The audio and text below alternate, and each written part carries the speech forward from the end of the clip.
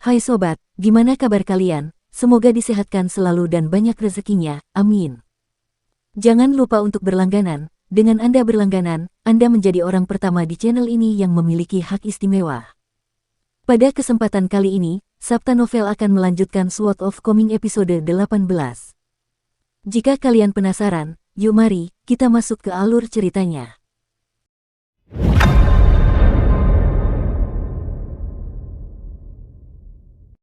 Saat Fu Nanhua keluar dari kediaman Song Jixin, ia mendapati pembantu Song Jixin sedang duduk di bangku kecil di halaman, memegang segenggam jagung yang sedang ia berikan kepada beberapa ayam. Seekor ayam betina tua dan sekawanan anak ayam berbulu kuning berjalan perlahan di sekelilingnya, sambil memetik biji jagung di tanah dengan paruh mereka. Fu Nanhua tersenyum tipis padanya, dan bibir pelayan itu sedikit terangkat, tetapi hanya itu tanggapannya. Tampaknya dia tidak terlalu ramah, dan mungkin itu karena dia agak pemalu dan pendiam, atau mungkin dia memang memiliki kepribadian yang agak dingin dan menyendiri. Setelah membuka gerbang halaman, Fu Nanhua mendapati Cai Jinjian menunggu di gang luar, tampak sedikit putus asa. Ia berbalik dan menutup gerbang, dan melalui celah yang perlahan tertutup, ia melihat Zigu menoleh untuk menatapnya. Baru saat itulah ia tiba-tiba menyadari bahwa meskipun statusnya sebagai pelayan rendahan di kota kecil ini, ia memiliki sepasang mata yang sangat luar biasa yang membuatnya menyerupai kuncup hijau halus yang muncul di cabang pohon di awal musim semi. Namun, Fu Nanhua tidak terlalu mempermasalahkannya. Sebagai tuan muda kota naga tua, dia telah melihat banyak wanita cantik dari berbagai jenis sepanjang hidupnya. Sambil berjalan di samping Cai Jinjian, Fu Nanhua bertanya, "Ada apa? Apakah segala sesuatunya tidak berjalan mulus untukmu? Hal-hal baik memerlukan waktu. Kesempatan yang ditakdirkan seperti ini mungkin tidak akan datang begitu saja, jadi tidak perlu berkecil hati." Cai Jinjian secara alami cukup cantik dalam penampilannya, dan tubuhnya telah dibersihkan dan dimurnikan melalui kultivasinya. Di mata seorang wanita fana di kaki gunung, dia akan menyerupai seorang dewi dengan kemurnian yang menakjubkan, tetapi pada akhirnya, tidak peduli seberapa menakjubkan penampilannya di luar, dia tetap tidak lebih dari sekantong kulit dan daging. Pada saat ini, ada ekspresi yang sangat tidak senang di wajah Cai Jinjian, dan itu adalah indikasi yang jelas tentang betapa buruknya suasana hatinya. Kalau tidak, emosinya tidak akan begitu jelas terlihat di wajahnya. Kemungkinan besar dia memiliki perut yang penuh dengan amarah yang terpendam dan ingin sekali menceritakannya kepada seseorang. "Seseorang sudah sampai di sana sebelum aku. Dia adalah salah satu tokoh terkemuka di Danau Sujian, penguasa sejati pemutus sungai Liu Zimao. Tidak ada ruang untuk negosiasi sama sekali." Dia langsung menyebut nama penguasa Gunung Awan Fajar kita untuk menunjukkan senioritasnya atasku, dan aku hampir tidak sempat mengatakan apapun sebelum dia mengusirku dari halaman Buken. "Kita bicarakan ini setelah kita meninggalkan Gang Fas Tanah Liat," kata Fu Nanhua dengan ekspresi hati-hati. "Bukankah semua kemampuan mistik dilarang di sini?" tanya Cai Jinjian. Fu Nanhua tersenyum sambil menjawab, "Semua orang yang datang ke sini untuk mencari kesempatan yang ditakdirkan memiliki beberapa kartu truf di lengan baju mereka. Orang-orang muda seperti kita mungkin tidak dibatasi seketat itu, tetapi menurut aturan kota, semakin maju basis kultivasi seseorang, semakin kuat kekuatannya ditekan. Secara teori, bagi mereka yang berada di bawah Sage, semakin dekat mereka dengan Sage, semakin lemah mereka di tempat ini. Namun, pernahkah Anda mempertimbangkan apa yang akan terjadi jika seorang kultivator yang kuat melepaskan kemampuan mistis mereka secara paksa bahkan dengan mengorbankan fondasi Dao mereka? Tentunya Anda tidak berpikir bahwa mereka tidak akan berdaya melawan orang-orang seperti Anda dan saya. Tapi dengan seorang Sage yang mengawasi tempat ini, tidak mungkin penguasa sejati pemutus sungai berani begitu saja mengejar kita." Balas Cai Jinjian, "Kita di sini untuk mencari sekutu, bukan musuh. Selama hidup kita terancam, kita harus menghindari membuat para senior itu melawan kita dengan cara apapun," kata Fu Nanhua. Cai Jinjian bukanlah tipe orang yang suka berbasa-basi, dan dia mengangguk setuju. "Kau benar, Kakak Fu. Lebih baik aman daripada menyesal." Namun, raut wajah putus asa muncul di wajahnya saat dia mendesah, "Tapi aku benar-benar tidak ingin menyerah begitu saja. Aku sudah menjanjikan 10 batu akar awan kepadamu, bagaimana aku akan menjelaskannya kepada para seniorku jika aku kembali dengan tangan hampa?" Setelah keluar dari lorong Fas Tanah Liat, Fu Nanhua dan Cai Jinjian sama-sama merasakan tekanan pada saat yang hampir bersamaan. Ini jelas bukan sekadar khayalan mereka, dan mereka berdua saling bertukar pandang sebelum segera mengalihkan pandangan. Fu Nanhua sangat gembira dan bersemangat, tetapi dia segera tenang menghadapi sensasi yang tidak dapat dijelaskan ini. Dia dengan hati-hati memikirkan kembali semua yang telah dia lakukan setelah tiba di kota itu, dan dia menyimpulkan bahwa seharusnya tidak ada yang salah dengan aliansinya dengan Cai Jinjian atau transaksinya dengan Song Jixin. Semua yang telah dia lakukan hingga saat ini telah sesuai dengan aturan, jadi tidak masuk akal bagi sage misterius di kota ini untuk ikut campur. Kalau begitu, dari mana datangnya tekanan ini? Mungkinkah itu berasal dari penguasa sejati pemutus sungai, seseorang yang bahkan belum pernah didengarnya sebelumnya? Berbeda dengan Fu Nanhua, yang mempertimbangkan banyak kemungkinan, proses berpikir Cai Jinjian jauh lebih lugas. Dia hanya berpikir bahwa Fu Nanhua benar dalam penilaiannya terhadap situasinya, dan bahwa penguasa sejati pemutus sungai benar-benar telah menggunakan semacam kemampuan mistis untuk mengawasinya. Begitu pikiran ini terlintas di benaknya, secercah rasa takut muncul dalam hatinya, dan dia merasa sangat bersyukur karena dia hanya mengeluhkan situasi tersebut, tetapi tidak mengatakan sesuatu yang tidak sopan terhadap penguasa sejati pemutus sungai. Keduanya terus berjalan menyusuri jalan, tenggelam dalam pikiran masing-masing. Semakin jauh mereka berjalan dari lorong vas tanah liat, semakin mereka merasa seolah-olah beban terangkat dari pundak mereka. Fu Nanhua merasakan beratnya kesempatan yang ditakdirkan untuknya, sementara Cai Jinjian harus berhadapan dengan beban harapan klannya. Fu Nanhua mengarahkan pandangannya ke arah gapura di kejauhan, dan raut wajah penasaran muncul saat dia bertanya, mengapa aku tidak ingat seorang penguasa sejati pemutus sungai dari Danau Sujian? Memang, kota naga tua kita terletak di wilayah paling selatan benua ini, tetapi semua penguasa sejati adalah tokoh yang sangat terkenal, jadi tidak mungkin aku belum pernah mendengar tentangnya. Cai Jinjian merendahkan suaranya sambil mencibir, dia sebenarnya bukan penguasa sejati. Dia hanya seorang guru spiritual yang sok suci di antara sekte-sekte yang tidak terhormat. Dia tidak berhak menyebut dirinya sebagai penguasa sejati, itu hanya gelar yang diberikan sendiri untuk membuatnya tampak lebih penting dan lebih tinggi statusnya daripada yang sebenarnya. Mengingat betapa cerdik dan bijaksananya seorang penguasa Kaisar Yuanwu, tidak mungkin dia akan menganugerahkan gelar penguasa sejati kepada seseorang seperti dia. Setiap gelar penguasa sejati hanya dapat diduduki oleh satu orang pada satu waktu, yang berarti bahwa setelah satu gelar diberikan, beberapa abad dapat dengan mudah berlalu sebelum gelar tersebut dapat diambil kembali. Selain itu, leluhur Kaisar Yuanwu tidak terlalu berhati-hati saat memberikan gelar tersebut. Akibatnya, hanya 2 dari gelar tersebut yang tersisa saat ini, jadi tidak mungkin satu gelar dapat diberikan begitu saja kepada seorang kultivator yang tidak memiliki reputasi baik seperti Liu Zimao. Begitu, renung Fu Nanhua saat ekspresi tercerahkan muncul di wajahnya. Setiap penguasa sejati merupakan tokoh penting dalam kekaisaran, yang bertugas mengumpulkan, menekan, dan meningkatkan kekayaan kekaisaran bagi penguasanya. Para penguasa sejati Taoisme merupakan tokoh-tokoh terkemuka di berbagai bidang yang berbeda, seperti jenderal pilar dalam angkatan bersenjata dan sekretaris agung aliran Konfusianisme. Bagaimana kabar Song Jixin? Tanya Cai Jinjian, tampak dengan sikap acuh tak acuh. Fu Nanhua pun menjawab dengan santai, anak muda itu punya ambisi yang tinggi, kecerdasan yang luar biasa, dan pendukung yang kuat. Satu-satunya hal adalah wawasannya. Tidak terlalu lebar, tanya Cai Jinjian sambil tersenyum. Saya tidak bisa mengatakan bahwa mereka tidak luas, mereka hanya tidak cukup luas, Fu Nanhua terkekeh. Mereka berdua berjalan menuju kaki gapura itu, dan Fu Nanhua merasa sangat senang dengan dirinya sendiri saat bergumam, pada saat keberuntungan besar, bahkan langit dan bumi akan menggabungkan kekuatan mereka untuk membantuku.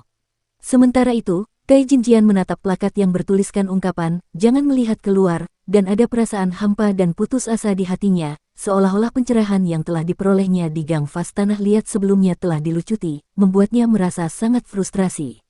Kediaman Song Jixin dianggap sebagai rumah tangga terkemuka di Klai Fase Eli, lengkap dengan aula yang memiliki plakat tergantung di atas pintu masuknya dan 2 kamar samping, satu di sebelah kiri dan satu di sebelah kanan. Plakat itu bertuliskan nama, Farkip Hall, dan tidak ada tanda tangan. Dilihat dari tulisan tangannya saja, Song Jixin selalu merasa bahwa ini tidak mungkin berasal dari seorang kaligrafer terkenal. Pada saat ini, Song Jixin dan Zigui sedang berada di ruang utama. Song Jixin tengah mencari sesuatu sementara Zigui berdiri di dekat pintu masuk. Dia bertanya dengan suara lembut, apakah pertemuannya tidak berjalan dengan baik, Tuan Muda? Song Jixin meletakkan seuntai lonceng, lalu duduk di kursi di ruangan itu, melipat tangannya di belakang kepalanya sambil menyilangkan kakinya dengan santai dan menjawab, Fu Nanhua itu bukan orang bodoh sepenuhnya. Sejak awal, dia tahu untuk tidak memperlakukanku seperti anak bodoh yang tidak tahu apa-apa. Meskipun begitu, dia juga tidak begitu pintar. Dia mencoba bersikap ramah padaku dengan harapan dia bisa memanfaatkanku. Sungguh lelucon, hanya butuh sedikit gertakan dariku, dan dia langsung menunjukkan sifat aslinya. Dia pikir dia bisa bermain-main dengan pikiran dan menggunakan taktik intimidasi, dan aku akan langsung menuruti semua permintaannya. Dibandingkan dengan betapa misterius dan penuh teka-teki Tuan Qi, dia tertinggal 10.000 mil di belakang. 10.000 mil terlalu berlebihan, Tuan Muda, Zigui membantah. Song Jixin mengernyit padanya, lalu berkata, baiklah, kalau begitu kita katakan dia ada di 10 lorong vas tanah liat di belakang. Song Jixin melemparkan sebuah kantong ke arah Zigui, lalu melanjutkan, lihatlah, ini adalah koin-koin tembaga yang disebutkan dalam surat rahasia itu. Chen Pingan juga mendapatkan kantong ini sebelumnya, dan saat itu, aku langsung berpikir dalam hati bahwa bukanlah hal yang baik bahwa kekayaan sebesar itu jatuh ke pangkuannya. Benar saja, dia sudah menjadi incaran kedua orang luar ini. Jika kau bertanya padaku, hal terburuk belum akan terjadi padanya. Itu mengingatkanku, biar ku ceritakan tentang orang yang datang ke rumah kita. Dia mengatakan bahwa dia adalah Tuan Muda Kota Nagatua, dan dilihat dari cara bicara dan tindakannya, sepertinya dia bukan orang yang mudah ditipu. Dia juga mengatakan kepadaku bahwa Liontin Giok ini disebut pembawa hujan naga tua atau semacamnya, dan aku yakin Liontin itu bernilai mahal. Song Jixin menepuk-nepuk Liontin Giok hijau nan indah, yang sudah dikenakannya di pinggangnya, dan ia merasa seakan-akan telah mengambil langkah besar untuk mendekati seorang cendekiawan seperti Tuan Qi. Zigui membuka kantung yang disulam dengan rumit itu, lalu bertanya dengan suara pelan, apakah mungkin bagi Anda untuk mendapatkan lebih banyak koin tembaga ini, Tuan Muda? Apakah kamu menyukainya? Song Jixin bertanya sambil tersenyum. Zigui mengeluarkan koin tembaga emas dari kantungnya, lalu mengangkatnya di bawah sinar matahari sambil berkata dengan senyum cerah, koin ini sangat keemasan dan berkilau. Lihat betapa meriahnya. Song Jixin tak kuasa menahan tawa setelah mendengar ini. Kau suka benda-benda ini karena terlihat meriah. Baiklah, karena kau suka tampilan koin-koin ini, aku akan mencoba membeli beberapa kantong lagi. Selain keduanya, koin-koin ini adalah koin keberuntungan yang digunakan untuk upacara pengibaran sinar, koin ucapan selamat musim semi pada jimat persik, atau koin persembahan yang diletakkan di perut atau telapak tangan patung Buddha. Namun, masyarakat umum dan petani masing-masing memiliki kegunaan yang berbeda untuk koin mereka. Bagaimana dengan kantong koin Chen Pingan? Zigui bertanya sambil tersenyum cerah. Alis Song Jixin sedikit berkerut saat mendengar nama Chen Pingan. Zigui tahu bahwa wanita itu sepertinya secara tidak sengaja menyebutkan sebuah topik yang sensitif, jadi dia dengan hati-hati meletakkan kembali koin tembaga itu ke dalam kantung, lalu mengencangkan tali pengikatnya sambil bertanya dengan suara pelan, ada apa, Tuan Muda? Song Jixin mengerutkan bibirnya sambil mengusap lehernya dengan tangannya sendiri, lalu menjawab dengan nada acuh tak acuh, tidak apa-apa, aku hanya memikirkan beberapa hal yang agak menyebalkan. Tidak perlu terburu-buru. Jika kita terlalu terburu-buru dalam mencoba mengambil kantong koin tembaga Chen Pingan, kita bisa berakhir dengan masalah bagi diri kita sendiri. Orang yang harus kita incar adalah Zhao Yun. Dia kemungkinan besar juga punya kantong koin tembaga, dan dia sangat mudah ditipu. Aku berjanji akan bisa mendapatkan kantong koin ini untukmu. Jelas bahwa Zigui masih agak bingung dengan perubahan sikap Song Jixin yang tiba-tiba, tetapi Song Jixin tidak memberikan penjelasan apapun. Zigui tahu bahwa Song Jixin tidak berminat untuk menjelaskan, jadi dia tidak bertanya lebih jauh. Setelah keluar dari kamar dan menuju ke halaman, dia melihat pemandangan yang tidak sedap dipandang mata, yaitu ular berkaki 4, yang sedang berjemur di bawah sinar matahari sambil berbaring di tanah, berguling-guling ke sana kemari seolah-olah sangat menikmatinya. Dalam keadaan marah, Zigui cepat-cepat berlari ke arah ular berkaki 4 itu sebelum menghentakkan kakinya ke kepala ular itu dan menggesekkan kakinya dengan keras ke tanah, menyebabkan makhluk malang itu menjerit kesakitan. Begitu dia mengangkat kakinya, ular berkaki 4 itu segera melompat menjauh, melesat mengitari halaman dengan kepanikan yang membabi buta, dan menabrak beberapa dinding dalam prosesnya. Dari 5 unsur yakni logam, kayu, air, api, dan tanah, 3 sudah muncul, yaitu ular berkaki 4 berwarna kuning tanah ini, ikan mas emas yang ditangkap nelayan, dan ikan lele hitam yang dipelihara di tong air Guken. Melihat makhluk malang yang masih berlarian ketakutan, seringai mengejek muncul di wajah Zigui. Dasar sampah bodoh. Di rumah Guken, ibunya dan penguasa sejati pemutus sungai masih duduk berhadapan. Penguasa sejati pemutus sungai sedang memeriksa garis-garis di telapak tangannya sendiri dengan ekspresi agak muram. Setelah melipat tangannya, penguasa sejati pemutus sungai menoleh ke Ibu Guken seraya bertanya, apakah di kota ini banyak wanita seperti dirimu yang telah menikah dengan pria dari luar kota? Wanita itu menggelengkan kepalanya sebagai jawaban. Kurasa tidak banyak. Menurut pengetahuanku, aku satu-satunya di Clive Vase Eli dan Apricot Blossom Eli. Dukung terus channel YouTube Sabta Novel. Penguasa sejati pemutus sungai ragu sejenak, lalu memutuskan untuk mengungkapkan sebuah rahasia kepadanya. Usia 6 dan 16 tahun untuk anak perempuan, dan usia 9 dan 18 tahun untuk anak laki-laki adalah dua rintangan utama. Rintangan pertama harus diatasi sendiri, tetapi untuk rintangan kedua, bantuan eksternal dapat diberikan untuk membantu mereka, dan ada satu hal lagi yang muncul setelah itu yang berpotensi mempermanis kesepakatan. Semakin kaya keluarga tempat anak itu berasal, semakin besar keuntungan yang akan mereka miliki. Ada pertanda, awal, dan perjalanan. Apakah 2 dari 3 langkah pertama itu dapat diambil dengan sukses bergantung sepenuhnya pada nasib seseorang, khususnya langkah pertama, yang sepenuhnya ditentukan oleh kehendak surga. Senyum puas tersungging di wajah wanita itu sambil berkata, fakta bahwa kamu langsung menyukai Guken berarti dia pasti bisa mengambil langkah pertama sendiri, kan? Penguasa sejati pemutus sungai menjawab dengan senyum tipis, semua anak yang dibiarkan tumbuh besar di kota ini adalah mereka yang dianggap tidak memiliki bakat luar biasa. Guken mungkin belum berusia 9 tahun, tetapi dia tidak terkecuali. Ekspresi wanita itu langsung berubah ketika mendengar ini. Penguasa sejati pemutus sungai tersenyum sambil melanjutkan, yakinlah, bakat seseorang dalam berkultivasi secara alami sangatlah penting, tetapi itu bukanlah faktor utama yang menentukan seberapa jauh mereka akan melangkah.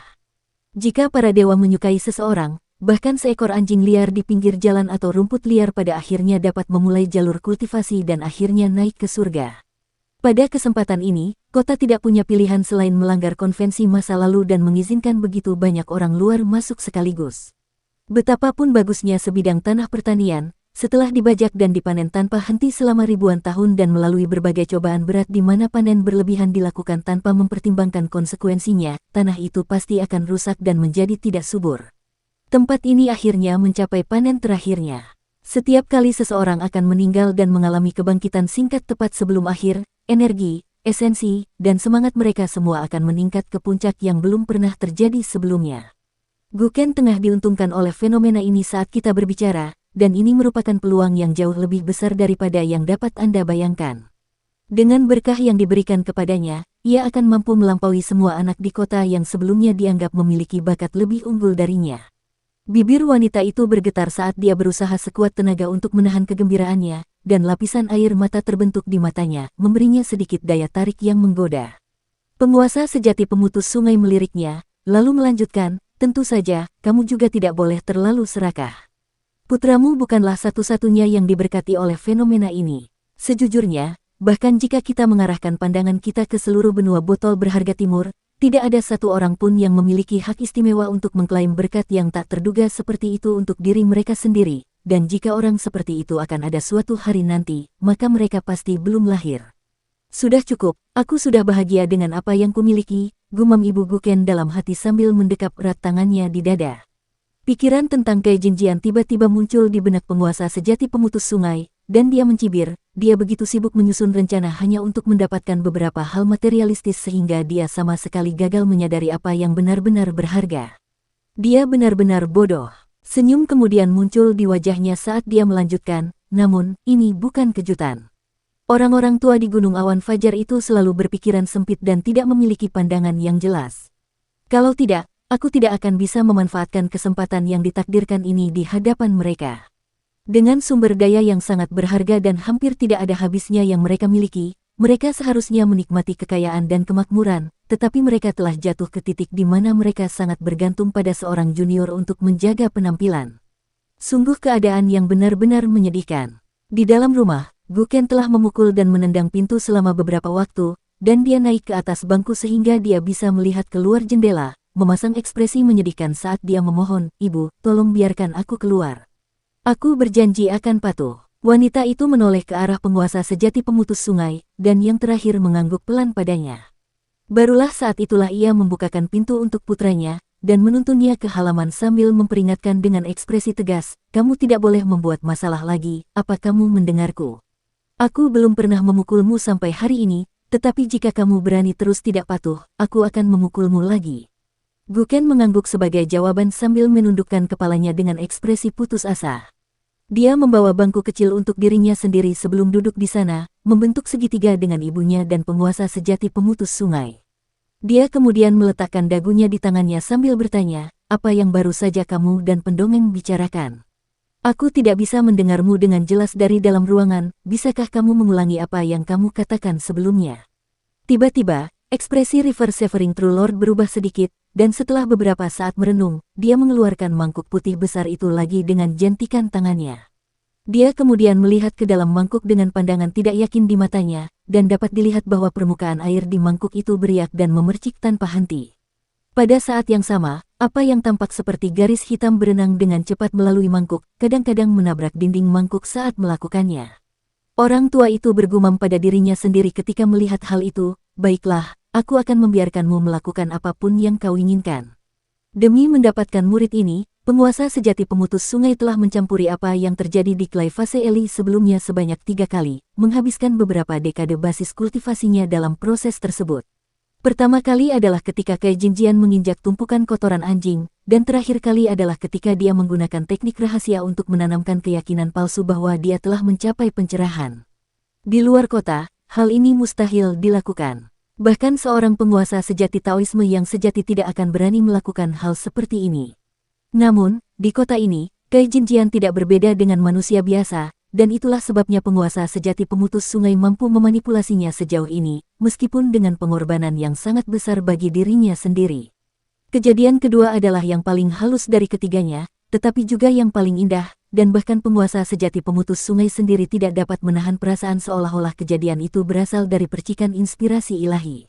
Kejadian itu adalah ketika ia telah menuntun Kai Jinjian pada kesimpulan yang salah bahwa kata-kata peringatan Chen Pingan yang bermaksud baik sebenarnya adalah tindakan balas dendam. Pada saat itu, ia telah memanipulasi Chen Pingan sehingga ia terlambat sepersekian detik dalam menyampaikan peringatannya, dan ia juga membuatnya agar Kai Jinjian memperhatikan detail yang halus ini. Itu benar-benar sebuah rencana jahat dan penuh perhitungan. Di jalur kultivasi, gangguan sekecil apapun dapat sepenuhnya mengubah lintasan nasib seseorang.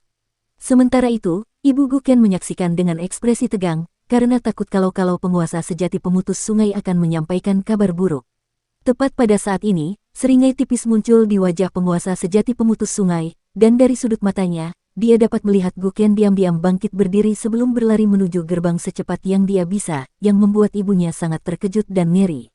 Penguasa sejati pemutus sungai berdiri dengan santai sambil membawa mangkuk di telapak tangannya.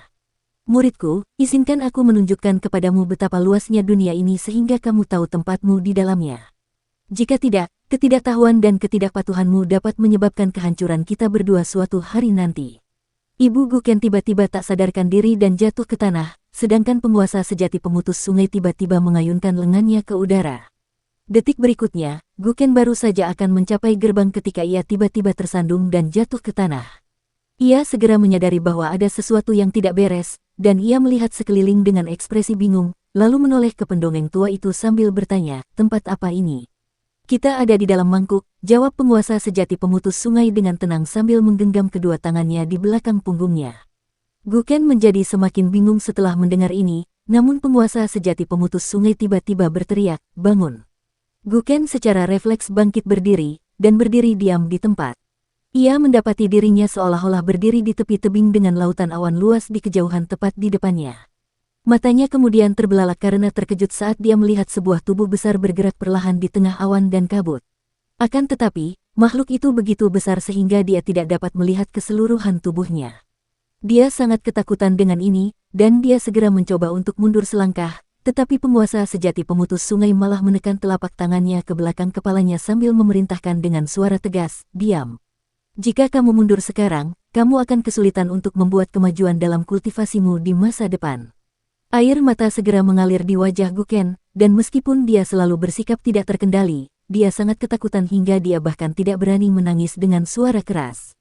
Pada saat yang sama, kaki dan bibirnya gemetar tak terkendali. Lautan awan di kejauhan mulai bergolak tak henti-hentinya, dan tampaknya tabir awan putih itu berangsur-angsur menipis. Lebih banyak makhluk besar di langit terungkap, dan itu menyerupai versi yang diperbesar tak terbatas dari ikan lele kecil yang dipelihara Guken di tong airnya. Pikiran ini tiba-tiba muncul dalam benak Guken, dan secara refleks, dia melangkah maju seolah-olah dirasuki, lalu mengulurkan lengan rampingnya ke arah langit. Sebuah kepala yang sebesar gunung perlahan muncul dari awan. Mata Guken langsung berbinar saat melihat ini, dan dia tidak takut sedikit pun. Dia memanggil makhluk besar itu sambil berteriak, "Kemarilah! Kemarilah! Aku tidak tahu kau sudah tumbuh sebesar ini. Tidak heran aku merasa jumlah ikan, udang, dan kepiting di tong airku berkurang banyak sehari setelah aku memasukkanmu ke sana." Berdiri di belakang Guken, hati penguasa sejati pemutus sungai dipenuhi oleh serangkaian emosi yang kompleks, termasuk rasa iri yang luar biasa, tetapi juga rasa gembira dan kepuasan. Dia tidak akan pernah diberkati dengan kesempatan yang ditakdirkan dengan skala yang begitu menakjubkan, tetapi perjalanan ini pasti sepadan untuk dapat menerima murid yang begitu diberkati. Penguasa sejati pemutus sungai memperhatikan saat kepala itu mendekati mereka, dan bergumam pada dirinya sendiri, sungguh pemandangan yang menakjubkan. Tiba-tiba, Chen Pingan memberitahu Ning Yao bahwa dia akan keluar. Saat dia melakukannya, dia meringkuk di sudut dengan punggung menghadap Ning Yao, dan dia menyembunyikan sesuatu di tangannya. Dia memberitahu Ning Yao bahwa dia harus membeli pot tanah liat untuk menyeduh obatnya, tetapi tepat setelah dia pergi, Ning Yao melihat sebuah pot tanah liat tua diletakkan di sudut rumah. Terlebih lagi, dia memiliki pendengaran yang luar biasa, dan dia tahu bahwa apa yang disembunyikan Chen Pingan dalam genggamannya adalah pecahan porselen yang sangat tajam.